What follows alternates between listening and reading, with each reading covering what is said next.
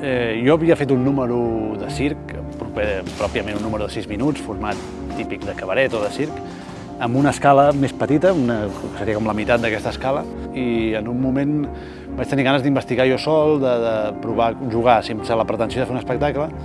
Vaig recuperar l'escala per provar i a la que vaig tenir la idea de fer caigudes, però no sabia molt bé com, i a la que vaig trobar la manera de relliscar i els materials per poder relliscar amb una escala, vaig pensar que necessitava una escala més gran perquè agafés força, i amb aquesta idea vaig començar a intentar buscar una narrativa per fer un espectacle.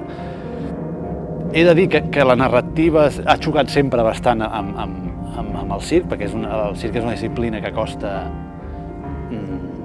ser molt narratiu, perquè la tècnica molts cops va en contra o no casa amb una narrativa.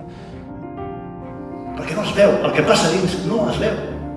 Jo intento que surti, perquè si no es queda en superficial i no arriba. Dins de la paraula acrobàcia hi ha la paraula acri, que és una paraula grega, no? Acro, acri i bató, que és... Acro, acri és límit o llindar i bató caminar. Llavors acrobàcia vol dir caminar pel límit. Llavors amb aquesta idea vaig agafar només la part de llindar i de límit, i amb aquesta idea va sorgir la idea de posar la porta en un llindar entre el públic i l'escenari. I va sortir aquest joc entre el dins i el fora. Bé, vaig trobar un joc íntim amb el públic i una manera de poder parlar d'això, i això va anar agafant cada cop més volada i al final va acabar, de fet, definint bastant el que és l'espectacle avui.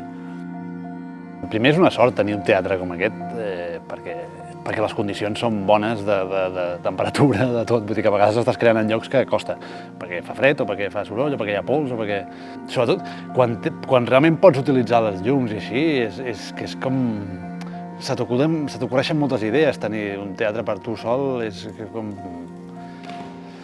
De cop tot és possible, perquè, ostres, necessitem això, si fiquéssim una llum així podríem tapar allò, doncs ho tens, no? I realment tot és possible en un teatre així.